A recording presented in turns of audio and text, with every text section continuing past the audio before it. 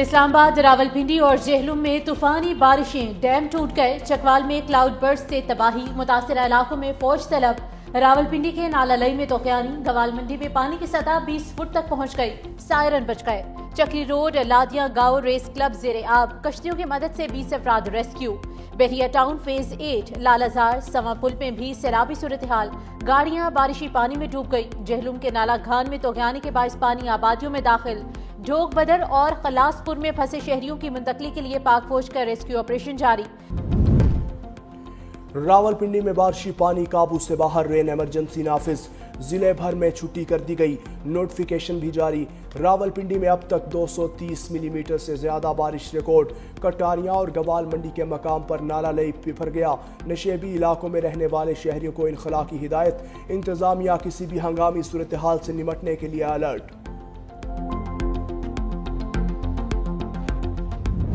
بارشوں سے ہلاکتیں جاری، لاہور سمیت مختلف شہروں میں مزید 11 افراد جام حق، لاہور کے علاقے اکبری گیٹ میں عمارت گرنے سے بچے سمیت 3 افراد جام حق، پاک پتن میں 2 بچیاں برساتی تالاب میں ڈوب گئی، 2 افراد نے کرنٹ لگنے سے دم توڑا، چکوال کے علاقے کھیوال میں چھت گرنے سے باپ بیٹا جان کی بازی ہار گئے، فیصل آباد کے علاقے علامہ اقبال کالونی میں گھر کی چھت گر گئی، ماں بیٹی جان بحق، 3 افراد زخمی ہو گئے، سانگلہ ہل میں چھت گرنے سے خاتون سمیت 3 افراد زخمی ہوئے۔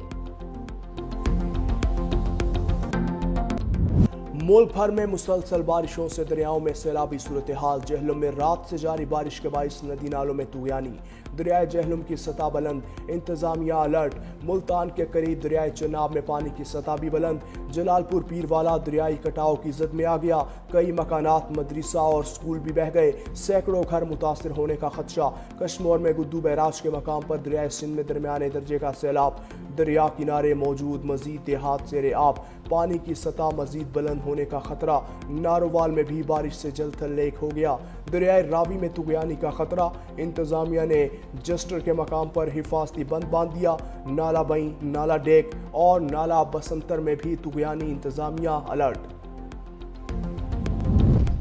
لاہور میں شہری کے مین ہال میں گرنے پر چیئرمین وزیر اعلیٰ شکایات سیل کا نوٹس، سیوریج لائن بچھانے والے کانٹریکٹر کے خلاف مقدمہ درج کر لیا گیا، ٹھیکیدار سمیت 2 افراد گرفتار، ایکسین اور ایس ڈی او بھی معطل، شاہدرہ میں بارشی پانی کی وجہ سے موٹر سائیکل سوار کھلے مین ہال میں گر گیا تھا۔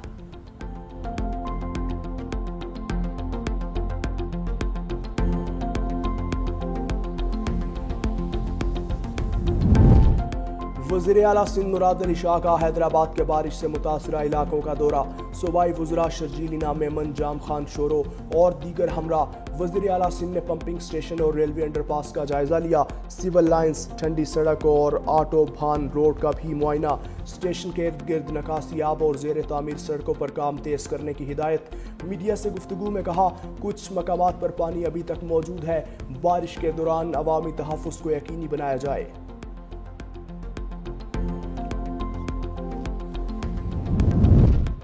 لاڑکانہ کا چانکا ہسپتال فائرنگ سے گونج اٹھا، آرتھوپیڈک وارڈ میں فائرنگ سے میاں بیوی قتل، خاتون زخمی، فائرنگ سے مریضوں اور ورثاء کی دوڑیں لگ گئی، جام حق ہونے والے یوسف مغیری اور اہلیہ ریحانہ قنبر کے علاقے بہرام کے رہائشی تھے، زخمی خاتون ساجدہ شیخ کی حالت تشویشناک، ٹراما سینٹر منتقل، ملزم فرار ہو گئے۔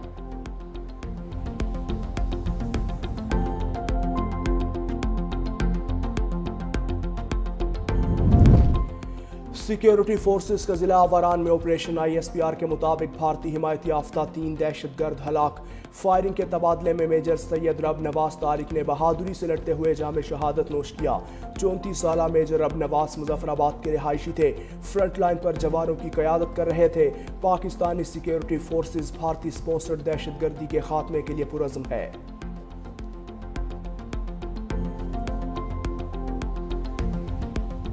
بلوچستان کے شہر قلات میں دہشت گردوں کا نشانہ بننے والے شہداء کی میتیں کراچی منتقل، پی آئی بی کالونی کی فضا سوگوار، نماز جنازہ کی تیاریاں، مسافر بس پر فائرنگ سے 3 افراد جام حق اور متعدد زخمی ہوئے تھے، صدر آصف علی زرداری کی قلات میں دہشت گرد حملے کی مذمت، کہا بے گناہ عام شہریوں کو نشانہ بنانا انتہائی سفاکانہ اور قابل مذمت فعل ہے، وزیر اعظم شہباز شریف کا معصوم شہریوں کی شہادت پر اظہار افسوس، کہا دہشت گردوں کو سخت قیمت ادا کرنی پڑے گی، وزیر اعلیٰ سندھ مراد علی شاہ نے کہا کہ مسافروں کو نشانہ بنانا وحشیانہ عمل ہے۔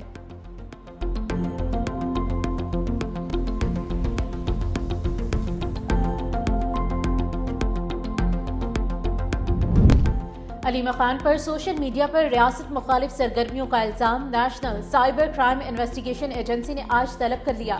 نوٹس میں کہا پیش نہ ہونے پر دفعہ 174 کے تحت قانونی کارروائی کی جا سکتی ہے۔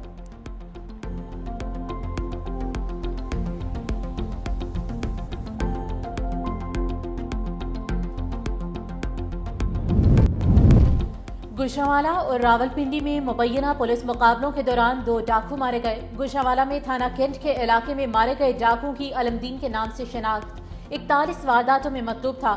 واردات میں زیر حراست ملزم کو چھڑانے کے لیے ساتھیوں نے فائرنگ کر دی۔ ملزم عاطف اپنے ہی ساتھیوں کی گولی لگنے سے ہلاک ہو گیا۔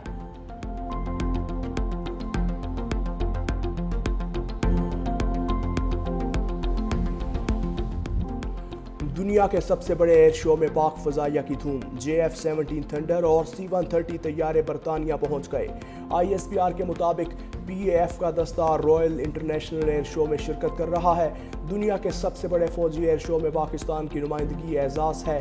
جدید AESA ریڈار BVR میزائل سے لیس 4.5 جنریشن JF-17 طیارے عالمی توجہ کا مرکز۔ پاکستان اور بھارت کشیدگی کے بعد برطانوی عوام JF-17 طیارے دیکھنے کے لیے پرجوش۔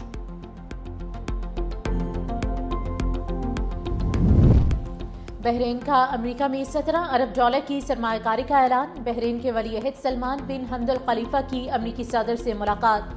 ڈونلڈ ٹرمپ نے کہا کہ شام اور اسرائیل میں غلط فہمی ہے، دونوں ممالک سے بات کروں گا، شام میں کشیدگی کم کرنے اور اسے مستحکم کرنے میں مدد کریں گے۔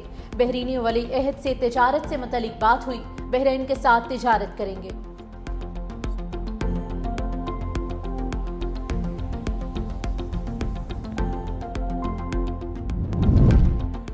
اسرائیل کی جنگ کا مقصد ایران میں نظام کا تختہ الٹنا تھا۔ ایرانی سپریم لیڈر آیت اللہ خامنائی کا کہنا ہے کہ ایران کسی بھی نئے فوجی حملے کا جواب دینے کے لیے تیار ہے۔ امریکہ اسرائیل کے جرائم میں برابر کا شریک ہے۔ ایران دشمنوں کو اسرائیل والی جنگ سے بھی بڑا دھچکا دینے کی صلاحیت رکھتا ہے۔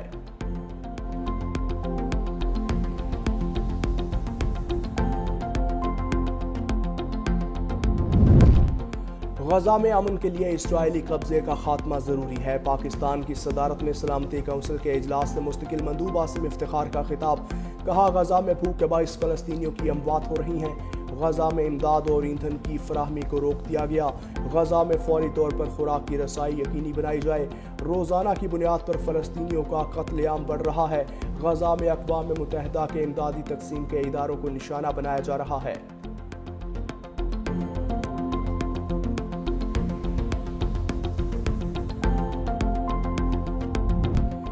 کراچی میں ایک مرتبہ پھر زلزلے کے جھٹکے۔ ملیر قائد آباد میں 3.4 شدت کا زلزلہ۔ DHA سٹی میں 2.7 شدت کا دوسرا جھٹکا ریکارڈ۔ شہر میں اب تک 60 زلزلے کے جھٹکے محسوس کیے جا چکے۔